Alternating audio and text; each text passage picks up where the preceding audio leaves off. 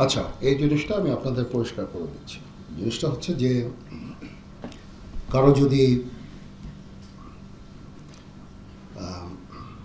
জীবন বিপন্ন হয়, ধর্ম বর্ণ নির্বিশেষে, অবশ্যই আমরা তাদেরকে আশ্রয় দিয়েছি।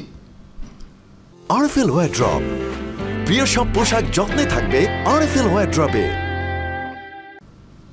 এবং তাদের বিরুদ্ধে যদি কোনো অভিযোগ থাকে, মামলা হয়, অবশ্যই তারা শাস্তির আওতায় যাবেন। কিন্তু অবশ্যই আমরা চাইব না যে এক্সট্রা জুডিশিয়াল কোনো অ্যাকশন তাদের উপর হোক, বিচার বহির্ভূত কোনো কাজ হোক, তাদের উপরে হামলা হোক, বা তাদের জীবনে যে হুমকি যেটা আছে সেটা থাকলে আমরা তাদেরকে আশ্রয় দিয়েছি।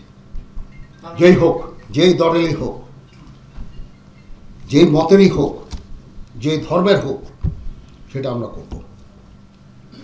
মাইনরিটি একটা ইস্যু নিয়ে কিছু কিছু কথাবার্তা হয়েছে, বাট 20টা জেলায় মোট 30টা এরকম মাইনরিটি রিলেটেড অরাজকতা হয়েছে। সেটা অবশ্যই একটাও কাম্য না, একটা হওয়াও কোনো কাম্য না আমাদের কাছে।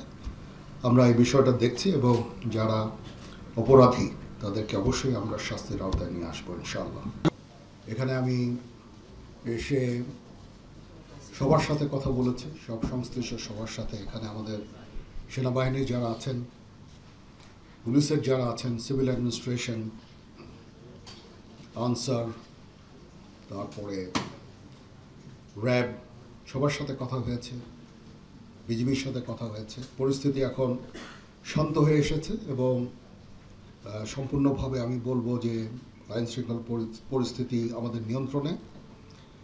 এটার জন্য আমরা সবাই কাজ করেছি, আপনারা আমাদের সাহায্য করেছেন, এই জন্য আপনাদের কাছে কৃতজ্ঞ। পুলিশ কিছু ট্রমার মধ্যে আছে, এই ট্রমাটা কাটিয়ে উঠলে পুলিশ তাদের দায়িত্ব সঠিকভাবে আবার পালন করতে পারবে। পুলিশ বিভিন্ন থানায় অলরেডি কাজ শুরু করেছে, যেটা একটা ভালো জিনিস। আমরা পুলিশকে প্রোটেকশন দিয়ে যাচ্ছি। তারা সম্পূর্ণভাবে যখন কর্ম শুরু করে দিবে, যখন পরিস্থিতি আরও স্বাভাবিক হয়ে আসবে, তখন আমরা ইনশাআল্লাহ সেনানিবাসে ফেরত যাব।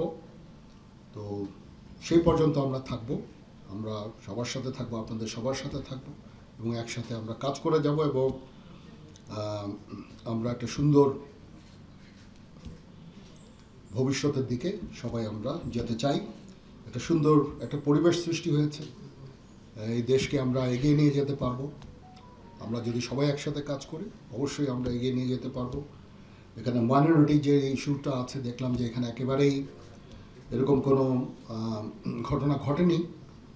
এখানে এই 8টা জেলায় এটা একটা অত্যন্ত ভালো দিক এবং এই যে এখন সুন্দর একটা পরিবেশ বজায় আছে, এটা বজায় রাখতে হবে এবং আমরা সবাই মিলে কাজ করব এবং